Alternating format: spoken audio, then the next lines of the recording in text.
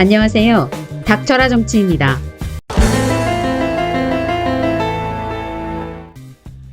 이번 방송에서는 아주 재미있는 여론조사 결과 먼저 전해드리겠습니다. 그러니까 샘플만 2,000명인 여론조사 내용인데 민주당 지도부나 수박들은 관심을 가져야만 할 것 같은 내용이네요. 어제 조원 CNI의 내년 총선 지지도에 대한 여론조사 결과가 발표됐는데 그러니까 요즘 거침없이 친일 행보를 드러내고 있는 윤석열 대통령에 대한 지지율이 살짝 반등하긴 했는데 그런데 자세히 보면 60대 이상 응답자들의 지지율이 크게 상승했다는 겁니다. 그러니까 윤석열이 노인들에게 보낸 신호가 어느 정도 성공이라도 한 듯 보수층의 결집이 더 강화된 부분이라는 건데요. 하지만 내년에 있을 총선 지지도를 보면 아주 재미있는 현상이 드러났습니다. 그러니까 핵심은 바로 지역별 지지도 아닙니까? 대한민국 인구의 절반 가까이를 차지하는 서울과 인천, 경기 등 수도권 지역에서 민주당 지지율이 국민의힘보다 아주 큰 차이로 우세한 것으로 결과가 나왔습니다. 참고로 서울은 민주당이 50.9%, 그리고 국민의힘은 33.8%로 민주당이 17.1%포인트 우위를 나타내며 2주 전 11.1%포인트의 격차가 이제는 더 많이 벌어졌다는 거죠.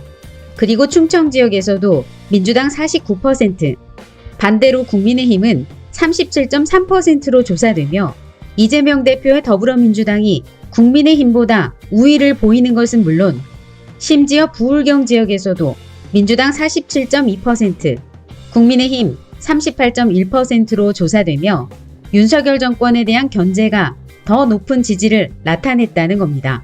그런데 더 재미있는 결과는 호남에서 민주당 53.8%, 그리고 국힘당이 30.8%로 조사됐는데 그러니까 서울 지역과 비교해서 호남이 윤석열에 대한 지지율이 큰 차이가 없는 상황이라는 겁니다.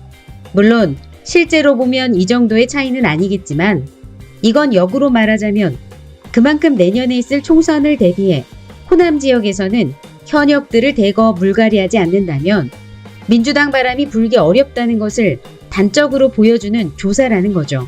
게다가 호남 지역에서 민주당 결집이 이루어지게 되면 그 바람은 또 수도권까지 이어지는 거 아니겠습니까?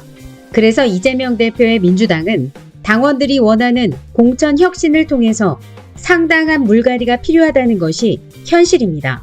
어쨌든 윤석열 정권과 국힘당이 현재 후쿠시마 오염수나 홍범도 장군 흉상 이전 문제나 그리고 김건희 양평 땅 문제 그리고 최수근 상병 수사 외압 의혹이 줄줄이 터지면서 국힘당 내부에서도 비판이 쏟아질 만큼 위기 상황이라는 건데 그러자 윤석열 정부의 검찰은 다시 한번 이재명 대표를 비롯해서 아주 예상하지도 못한 부분까지 공작질을 시작했다는 겁니다. 그럼 잠시 이와 관련한 영상 보시고 방송 계속 이어가겠습니다.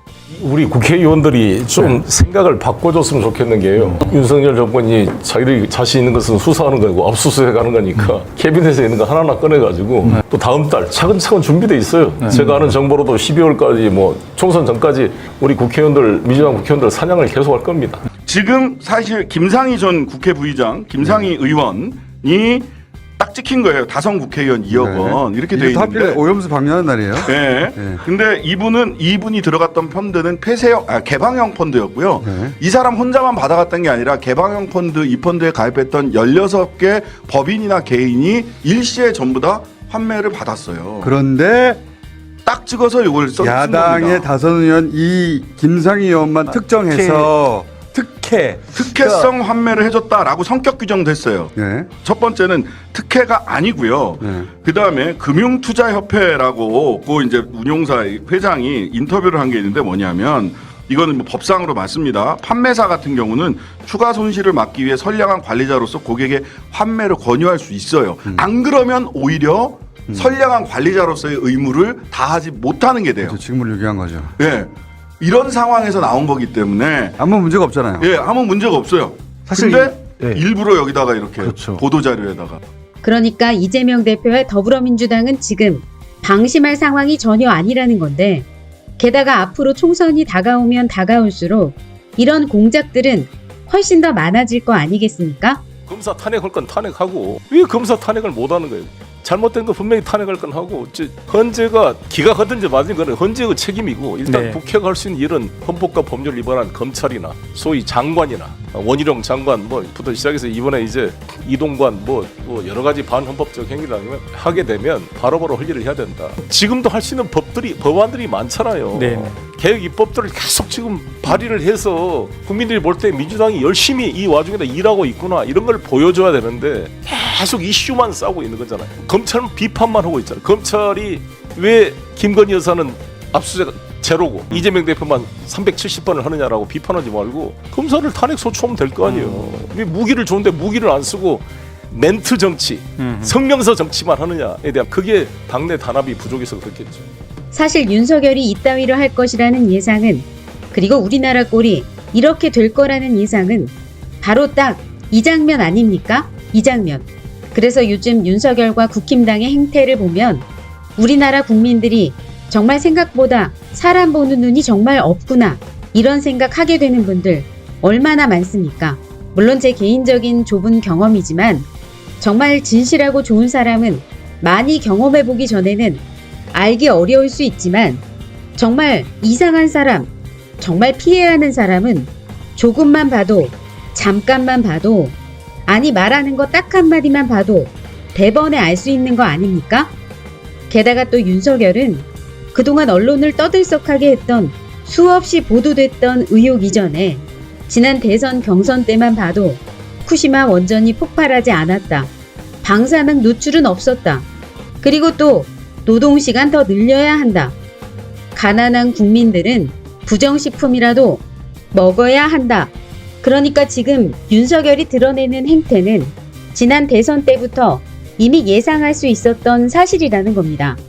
정말 인생의 경륜이란 뭐냐? 바로 사람 보는 눈, 사람 보는 눈 아닙니까? 정말 문재인 정부 시절 유럽의 항구 역할을 하는 네덜란드를 제끼고 실질적인 세계 6위 무역 강국이 됐었는데 윤석열 대통령이 되고 나선 단 1년도 안 돼 우리나라 눈 떠보니 후진국, 무정부 상태, 각자 도생, 참 답답합니다. 한편 국민의힘이 며칠 전 연찬회를 진행해 화제를 모았었는데요. 그런데 국민의힘 내부에서 연찬회가 대통령 기세우기 행사로 변질됐다면서 비판이 쏟아지며 화제를 모으고 있다는 소식 전해드리겠습니다.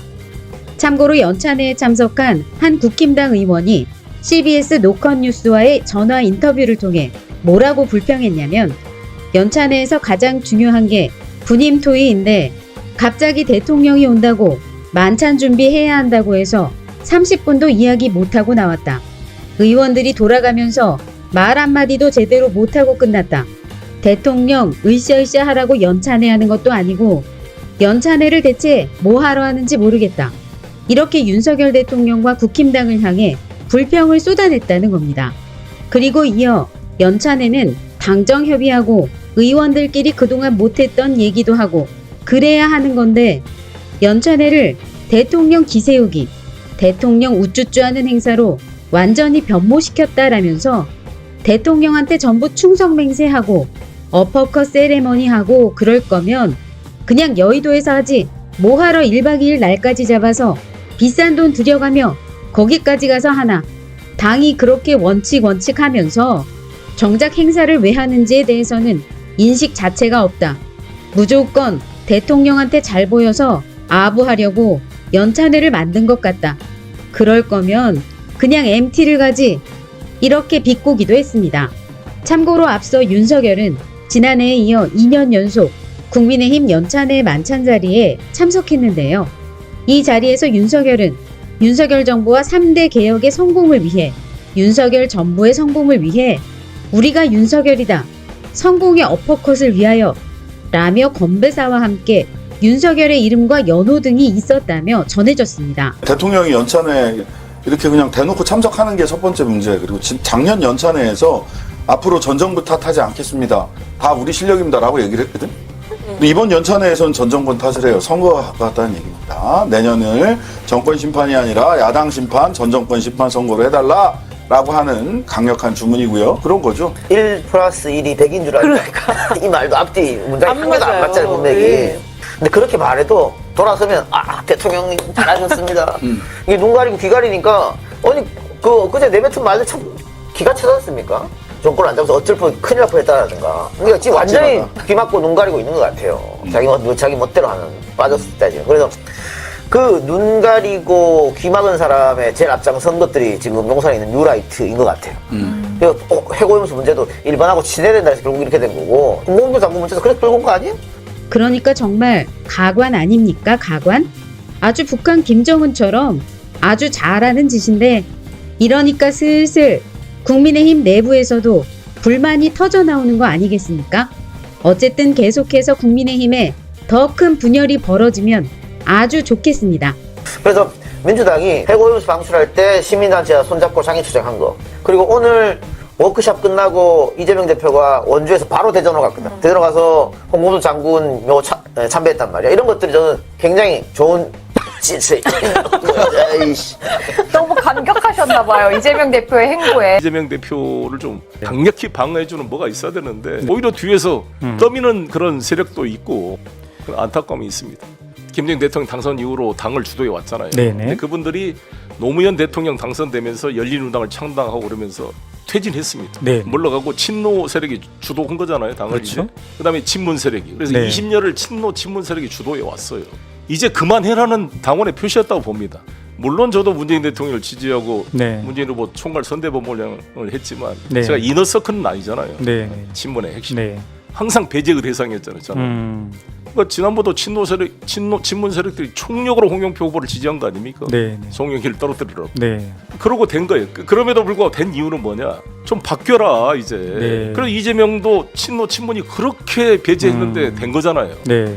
그래서 이재명 대통령이 당선됐으면 한번 물갈이가 주류로 바뀔 텐데 네. 이재명 후보가 낙선한 바람에 대선 패배 책임 때문에 이재명 후보를 지지한 세력이 아직 주류가 되지 못하고 친문 세력까지 엉켜 있는 거죠. 이분들이 다시 당을 주도하려고 그러는데 저는 옳지 않는 것이다. 역사의 흐름을 거꾸로 가는 것이다.